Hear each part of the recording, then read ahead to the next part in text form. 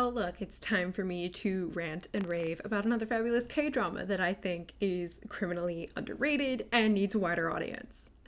And, also made me cry a lot. I know that saying, something made me cry might not be the best selling point when comes to trying to get people to, watch a piece of media. But in my case, it actually takes a lot to make me, really shed tears. I know it may not seem like it, given how much I discuss things that give me, all the feelings on this channel, but that's because I only tend to talk about things that give me some sort of visceral reaction. After all, that means there's probably something specific about said media that I want to discuss in slightly more depth or detail, or, I just want to gush and flail about it. And such is the case with the K-drama I want to discuss today, which is Just Between Lovers. So Just Between Lovers, or its original title, 그냥 사랑하는 사이, is technically labeled as a romance melodrama, and it aired on JTBC in South Korea in 2018. I think late 2018. I say it's technically a romance melodrama because that is what it's categorized as, but I'm not entirely sure I like the word melodrama, and I think that's because of the kind of histrionic connotations that are behind it. It sort of implies that something's going to be almost ridiculous with how dramatic it's trying to be. And also, while this show is certainly a romance, I'm not going to pretend that it's not, it's really so much more than that.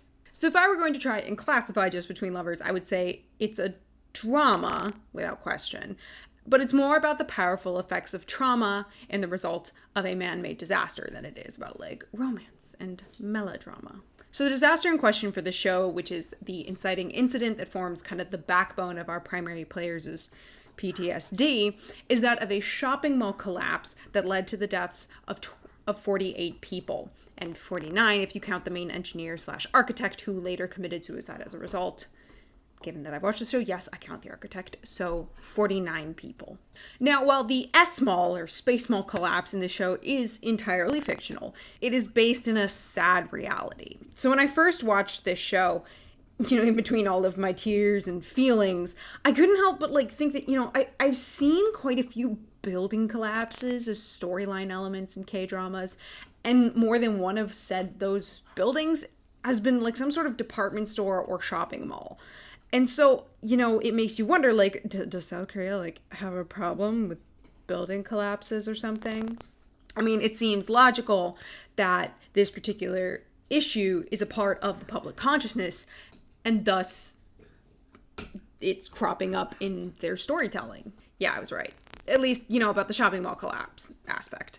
So whether or not South Korea has issues with building infrastructure and collapses, I can't and won't say. But as it pertains to shopping malls / department stores, there is a major historical event from which Just Between Lovers and several other K-dramas and films are pulling their inspiration, and that was the Sampoong department store collapse of 1995. So considered the worst peacetime disaster in the history of South Korea, as well as the deadliest building collapse until the events of 9/11, the Sampoong department store collapse resulted in the deaths of 502 people, as well as injuring 937. The scariest part is that all of this death and destruction occurred in less than 20 seconds on the day of the collapse, and it wasn't until 17 days later that they pulled the last survivor from the wreckage.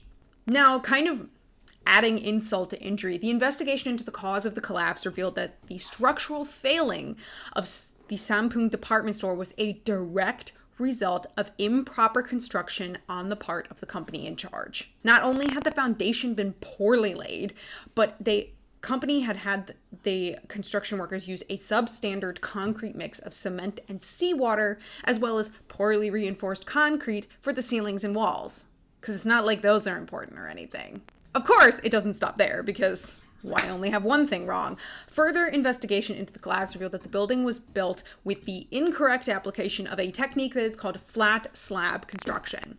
So I'm no expert in architecture or construction, so the best way I can explain this from what I looked up is that apparently reinforced concrete buildings are built by using columns and beams, with the floor slab basically supported over the full length of these beams. However, if you're doing flat slab construction, you don't use beams, and instead you support the floor slab directly on the columns. So the area of floor around the columns therefore needs to be reinforced in order to carry the load. And if the columns are too narrow, they can basically punch through the slab and you've got a problem. You probably guessed it, the columns in the Sampunkt department store were too narrow. They were 20 centimeters in diameter, too narrow, in fact. And the part that really is like the worst part for me is that the actual architectural plans had the correct measurements, but the company in charge just like ignored the plans, probably to save money. Not only that, they only had half the required steel reinforcement bars that were needed to be embedded into this already subpar concrete. So half the reinforcement means you've only got half the needed strength to support your building. And then, just to go the extra mile of absolute fuckery, let's take those same steel reinforcements, place them 5 centimeters farther from the top so that we can decrease the structure strength by yet another 20%.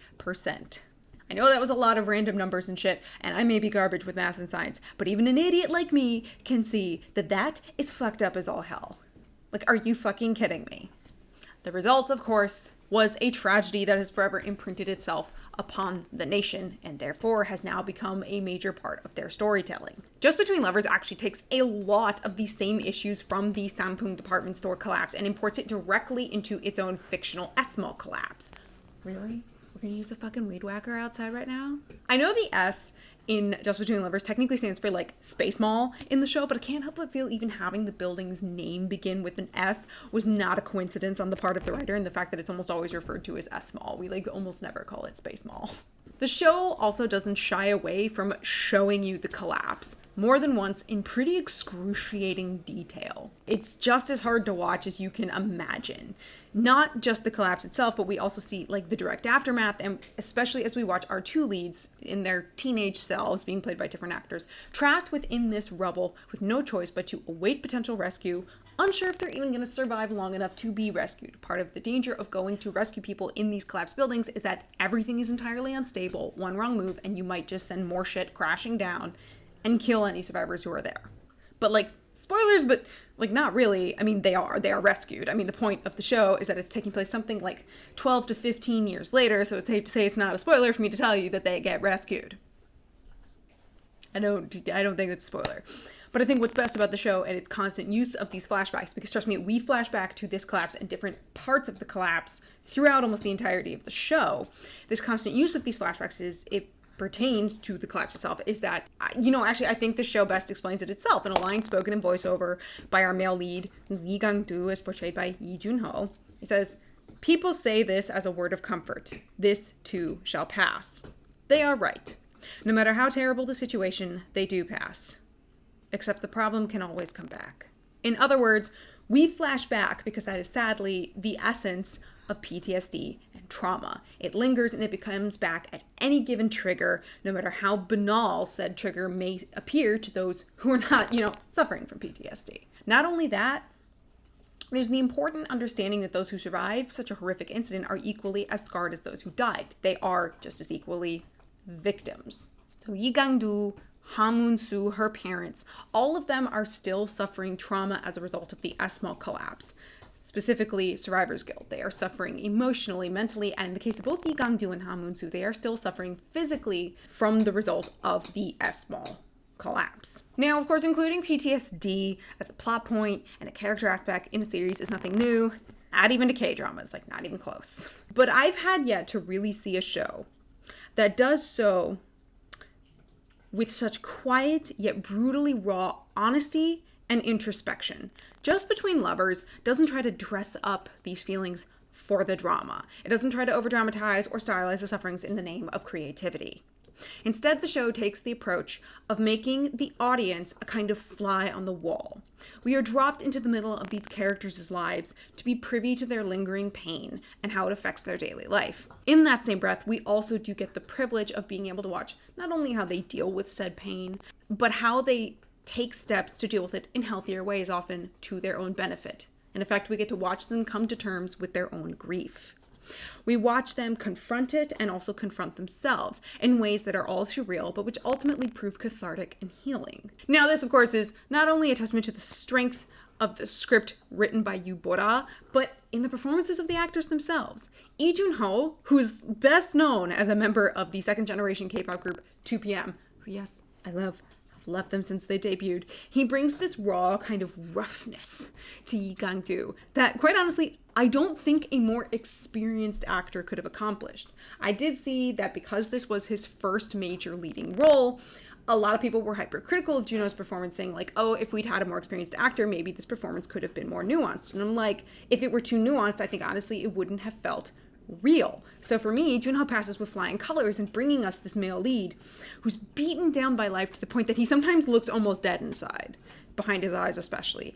And yet, I have never seen a character that shows so clearly in his actions how desperately he wants to live. Yi Gang-do fights tooth and nail with the world every day to live. He takes and tolerates just about everything life has and continues to throw at him. And sure, he may verbally rail against the world and hate on it frequently, but every one of his actions displays this like relentless optimism for life. And I think that's such a powerful message to give, especially from a character who has suffered such a horrific trauma. It would honestly be so easy for Just Between Lovers to have thrown a 16-episode pity party for Yi Gang-do, but it doesn't. It never asks us to feel sorry for him. It doesn't ever portray him as helpless, even though he's got like a leg injury he sustained in the mall collapse that continues to cause him pain and irritation all these years later. Instead, Just Between Lovers opts for us to respect Yi Gang-do and his thirst for life. And not only that, it backs itself up so that we have faith in his ability to pull through whatever darkness he's going through at any given moment. And now I want to give special spotlight to Won Jin-ah's portrayal of our female lead, Ha Moon-soo, because this was her fucking debut as an actress. Like, not just her debut in a leading role like Lee Jun-ho, this was her debut as an actress on television. She was a complete unknown going into this production, and goddamn, she knocks it out of the park. She really does. Ha Moon-soo is a character who's experienced not only in being trapped in and then rescued from this mall collapse, but also in losing her baby sister as a result of this tragedy. Like, she could have been the female lead character of any kind of revenge drama. And frankly, I would not have blamed her.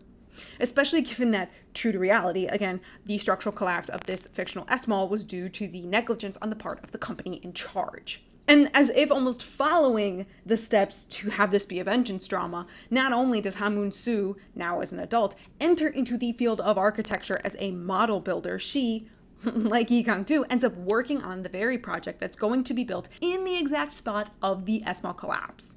And it's even being headed by the very company that caused the S-Mall collapse accident. Like, if this does not sound like a setup for a revenge drama, I don't know what's a setup for a revenge drama. Except this isn't a revenge drama. And Ha Moon-soo never entered the architectural field in order to exact some kind of vengeance for the trauma she suffered as a teenager. She enters into this field and does what she does so she can ensure that a tragedy like what she suffered never happens again. At least not on any of the projects she's going to be building models for. Ha Moon-soo has an eye for safety, I guess you could say, that one only gets after suffering through some kind of safety-related disaster herself. And in having her then turn this grief into something positive and productive, Just Between Lovers makes itself this kind of quiet yet powerful rebuttal to the classic revenge drama. Ha Moon-soo isn't out for revenge. She wants to move beyond what happened, and she sees how she can then put to use things she has learned. Yes, as a result of the trauma she suffered, but not for in any way to cause destruction or harm to others. In fact, most of Ha Moon-soo's character is spent in taking care of her, like, barely functioning alcoholic mother, who has her own survival guilt of her two daughters being caught in this collapse, and especially of the death of her youngest daughter, who she clearly favored. And poor Ha Moon-soo even now is playing second fiddle to her dead younger sister. And yet she does so with a grace that honestly I could never have. And so the quietness of this show could easily, at like first glance, be mistaken for something almost like nonchalance. After all, I mean, the show doesn't make this huge deal about Hamunsu going into the architectural field with the perspective that she does. It doesn't make a huge deal about the fact that her best friend, who's a webcomic artist, has a physical condition that requires her to use a wheelchair. She is a paraplegic.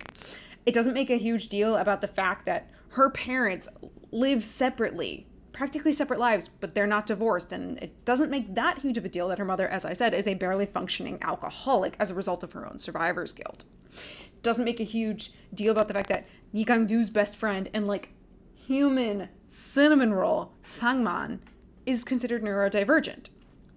It doesn't make a huge deal that he's got this kind of Nuna Dongseng relationship with the female owner of a host club.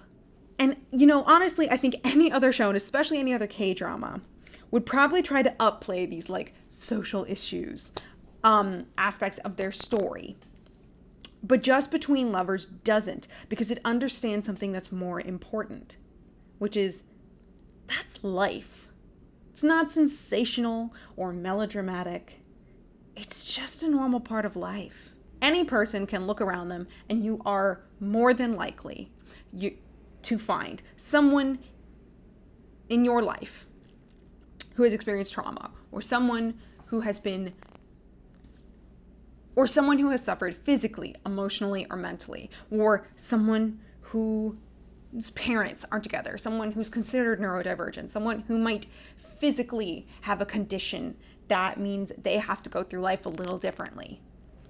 And I guarantee you that these same people are living their life the way anybody else does, day to day. They're experiencing the highs and lows that life has to offer. They're just living life, which is what Just Between Lovers does. As much as I've talked about trauma being kind of the backbone of the story's thematic content, again, especially in the form of PTSD and survivor's guilt, this trauma exists as but one aspect of these characters' lives. It is not the character's entire, but merely a fraction of their existence. In doing this, Gangyu, Munsu, and all of the people around them, they feel all the more real. Again, I said this fly on the wall feeling. The show reinforces that feeling that we as an audience are just like kind of invisible watchers, seeing a snapshot, a moment in these people's lives. They've been living their lives prior to us appearing. They're going to continue living their lives long after we leave. And that is nothing short of really, really good storytelling. It's good writing bolstered by good acting. And I will also say the production of the show visually is fabulous alongside it. There's stunning direction and cinematography, and this soundtrack is stellar. And like, US iTunes, get on it. I need it. Like, the fact it's not available in the US iTunes, I'm dying. Give it to me. What is wrong with you? I'm a simple girl of simple needs. I'm not asking all that much. I just want this soundtrack on iTunes.